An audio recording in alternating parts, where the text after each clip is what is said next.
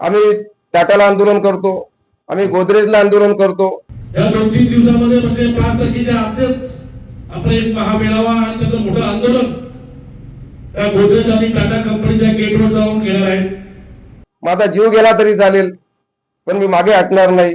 माझ्या शेवटच्या माणसाला ज्याला रोजगार मिळाला नाही त्या माझ्या लाभार्थी आहे, अशा पद्धतीने आपण त्या पत्रकार परिषदेमध्ये आपण खऱ्या अर्थाने तिचं नियोजन आयोजन केलं होतं। महाराष्ट्रात सत्ता तुमची, तटकरे साहेब आज प्रदेश अध्यक्ष आहात, तिथला जिल्हा परिषद सदस्य हा राष्ट्रवादीचा आहे, तिथला सरपंच हा राष्ट्रवादीचा आहे। आज तुमचा राजकीय स्टँड कुठेतरी करायचा। आता अनेक लोकांना काहीतरी पोटदुखी झाली असेल, काहीतरी अडचणी झाल्या असतील, त्याच्यावर काही मला जास्त बोलून कोणाला तरी मोठं करायचं नाही। म्हणजे उद्या आजचं जनरेशन आहे, जनतेचं जनरेशन आहे। आज कोण ग्रॅज्युएट झालाय, कोण MBA झालाय, काय झालाय। आज तुम्ही 10-20 हजार लोक घेऊन तिथे चाललेत। पण तुम्ही तर 10 नोकरी आहेत का, 50 नोकऱ्या का, 100 लोकांची वेकेन्सी आहे का, आणि त्या कंपन्या आज तिथं आहेत का? म्हणजे तुम्ही फक्त तुमचा राजकीय अजेंडा वापरायचा, तुमची PR ची एजन्सी त्या ठिकाणी हे करायची आणि आपला हे करायचं।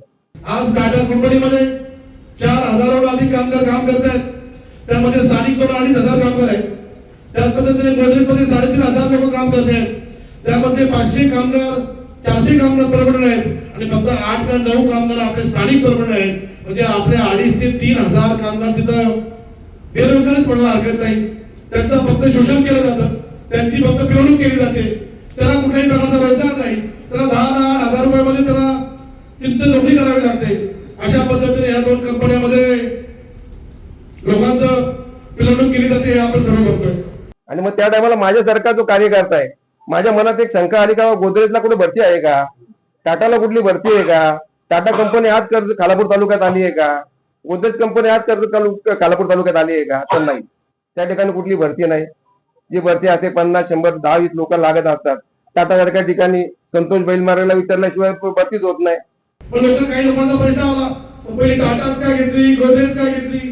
तर खालापूर तालुक्यामध्ये खऱ्या अर्थाने जास्त कामगार असलेल्या आणि मोठ्या कंपन्या कुठल्या असतील तर या 2च मोठ्या कंपन्या आहेत। तिथे हजारोच्या संख्येने आपले तरुणी काम करत आहेत। कारखान्यातून पैसे म्हणजे विकास होत नाही, मग त्यांच्या कारखान्यातून तुम्हाला पोट दुखतंय का, ते पैसे भेटतात म्हणून तुम्ही एक आंदोलन करता का? माझ्यासारख्या सर्वसामान्य कार्यकर्त्याचा प्रश्न आहे। सुधाकर घराला कॉन्ट्रॅक्ट घ्यायचं नाही का, सुधाकर भावाला कॉन्ट्रॅक्ट घ्यायचं नाही। ज्याने घेतलं असेल त्याला लागला होऊ दे, आणि ज्याने काय भेटलं असेल त्यांचाही लागला होऊ दे। त्याच्यामध्ये कुणाला काय भेटलं याची सगळी हिस्ट्री जनतरी आमच्याकडे आहे। यांनी सांगितलं की मरण आलं तरी 72। अरे आंदोलनात कधी माणूस मेला? एक कोणतरी बोलला आंदोलनामध्ये कधी कोण जीव जाते काय? आपण कधी आंदोलन केलं तर आपल्या आंदोलनाचा काय संबंध आहे? आंदोलनाची अक्कल पण लागते। आपण आंदोलन केलं तर आपल्याला आंदोलनाचं समजेल ना। किती आंदोलन आपण केली, किती आंदोलनामध्ये तुम्ही लोकांना न्याय देण्याचं काम केलं? 0। किती जरी आंदोलन झाली खालापूर तालुक्यात, ती सर्वसामान्य जास्तीत जास्त आंदोलन शिवसेना पक्षाने केली, आणि ते करत असताना आंदोलनामध्ये कितीतरी वेळा केस पण आमच्या शिवसेना आज पण त्या ठिकाणी किती लोक जातात। काही लोकांना काय वाटते, तुम्हाला सुधाकर भाऊला आंदोलन करायचं म्हणजे काही ठेका घ्यायचंय? मी तुम्हाला आजही सांगतो, मी गेटवर गेल्यावर गेटच्या आतमध्ये कधी कुठल्या कंपनीमध्ये एंट्री करत नाही, कोणाचा चाही पिळत नाही। फक्त त्याचा राजकीय अजेंडा वापरायचा, त्यातून टोल फ्री नंबरवरून आपला डाटा गोळा करायचा आणि भविष्यात त्याचं राजकारण करायचं। तर ते काम शिवसेना उद्धव पक्ष कधीच करत नाही, कारण आमचा जन्मच या मराठी माणसासाठी नोकर भरतीच झालेला आहे। याच्या आधी तुम्ही तर पत्रकार ज्येष्ठ आहात, आमचं तर वय कमी आहे अजून। किती जरी आंदोलन झाली खालापूर तालुक्यात, ती सर्वसामान्य जास्तीत जास्त आंदोलन शिवसेना पक्षाने केली। काही लोकांना असं वाटतंय बाबा मिसकॉल का मागतायत, तरुणांची नावं का मागतायत? मलाही कळलं पाहिजे ना, किती तरुणांना किती तरुण बेरोजगार आहेत, किती तरुण आजपर्यंत नोकरीपासून वंचित आहेत।